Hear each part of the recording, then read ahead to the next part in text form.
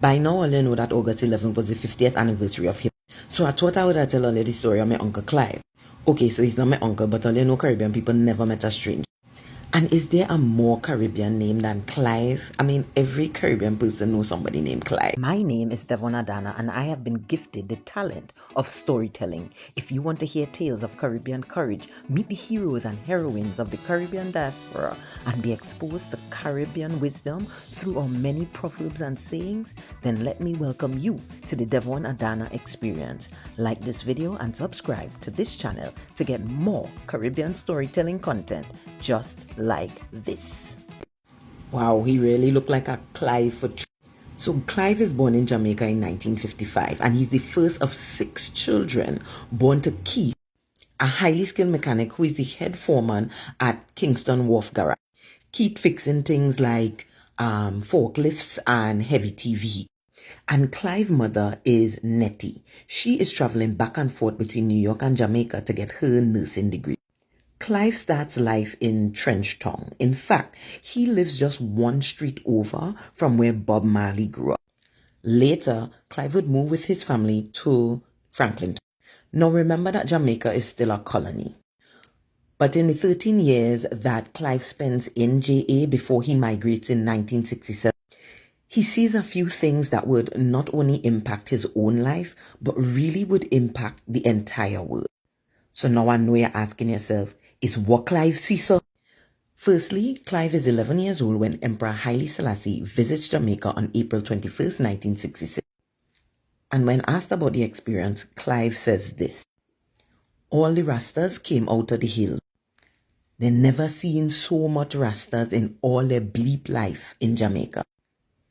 Camped out, ran on the tarmac, met the plane. When Selassie came to the plane window, he turned back and started crying. He didn't know people were worshipping him like that. The next thing he saw that had a profound effect on him was the early dancehall sound system. Now, Clive was a pre-teen little boy, so clearly he was not getting into the dancehalls. But he remembers the energy of this budding genre. This was the golden era of Jamaican music.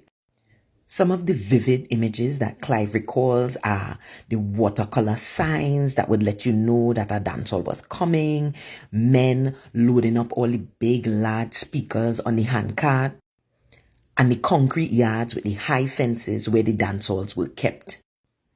Clive even remembers one sound system in particular, King Edward's, the giant sound system featuring George King Edwards and his brother Vin Edwards. Dancehall music in the 50s and 60s was all about who had the loudest, clearest sound. It's now 1967 and Keith and Nettie take their picnic and gone to America. When Clive and his family first reach in the Bronx, place cold like that. It's snowing, all kind of thing. Young Clive shocked.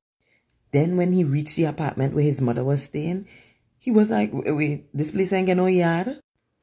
But eventually, the family would settle into a tall 18-story high-rise building at 1520 Sedgwick Avenue. Now remember that address. That is important in this story. Clive enters Alfred E. Smith Technical Career and Education High School. That's a lot. And spends a lot of time working out in the school gym. Now Clive is a big child. He's tall and have a large presence. He playing basketball, and his deportment on the court earns him the nickname Hercules. Hercules, Hercules. But an immigrant of that stature is likely to attract a number of haters. And Clive got into an altercation with some of the school bullies. And it was the 5%ers who would eventually Americanize Clive and really show him what New York street culture was really all about. Okay, so we're taking a quick detour here. If you don't know who the 5%ers are, don't feel bad. I didn't know who they were. Now, this is the 5% symbol, and they're sometimes referred to as the Nation of Gods and Earths. They are a black nationalist movement that is influenced by Islam. They were founded in Harlem in 1964 by this fella, who is Clarence Smith, aka Clarence 13X, aka Allah. Okay, so back to Clive. Eventually, Clive starts rolling with a graffiti street gang called the X Vandals, or the Experience Vandals, if you want to get full. And this is where Clive would adopt the sobriquet Cool Herc. But music would eventually lure Clive away from the graffiti tag life. Clive's father, Keith, was an avid record collector and music enthusiast. And Clive would beg his father to buy him records that hardly anybody would have at the time. One such record was James Brown's Schmeck's Machine. Clive was about 15 or 16 at the time, and because hardly anybody had this record, a lot of his friends would come to his house to listen to it. Next thing you know, Clive playing in parties and things, yeah? Clive used to play in the Murphy Project in the Bronx, but hardly anybody could understand what he was saying because of his heavy Jamaican accent. But you feel that stopped Clive? No, it didn't.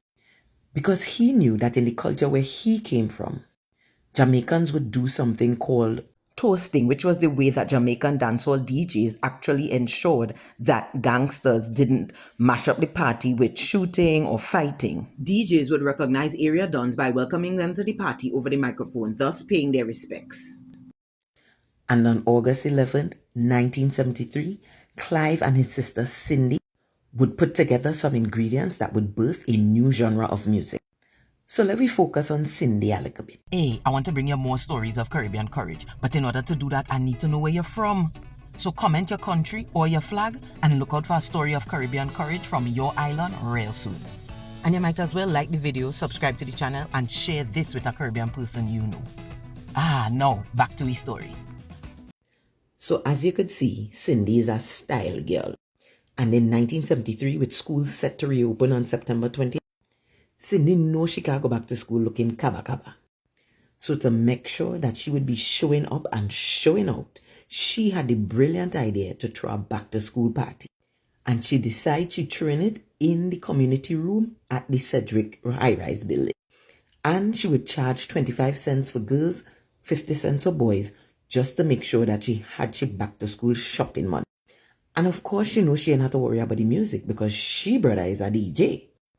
In an interview, Cindy said, Alexander's was the department store. I put my money together. Then I thought, how am I going to increase my money to turn it over to make some more money? That's when I had the concept and idea to do the back to school party. It wasn't a birthday party, it was back to school. You had to give it a good reason and a theme. I thought, how am I going to promote this party? How am I going to make this happen? So we had the recreation room and it was $25 to rent the room. Am I the only one who is imagining Cindy telling she brother, don't play no stupidness in the party, money have to make tonight. Now, Clive got tell you himself that the way he used to set up his DJ equipment was really influenced by another Caribbean man, a Bahamian, who called himself the Amazing Bird. Because of this, Clive used 2 turntables instead of 1. That way, there was no lag time in between songs. And at that August 11, 1973 party, Clive recognized something with the crowd. He went on the mic and he told them, I want to try something new. He realized that people were hanging out on the walls during the song, but when the part of the song that was devoid of any kind of lyrics and was heavy on the percussion would play, everybody would flock to the dance floor. So he told himself, well, why even wait for that? Why not just play only the breaks of the hottest song? Cindy must was biting she nails in a corner like, oh my God, if you ruin this for me. But you know the thing worked. And these dancers were really the early incarnation of B-boys and B-girls, as in break dancing. And they loved it. So Cindy gets her money and Clive cements himself as DJ Cool Herc, the father of hip-hop. This story of Caribbean courage is a reminder that the way you used to do things on the island or country you're from could breathe new life into existing structures and systems in the new country you find yourself. So don't be afraid to try something old in somewhere new.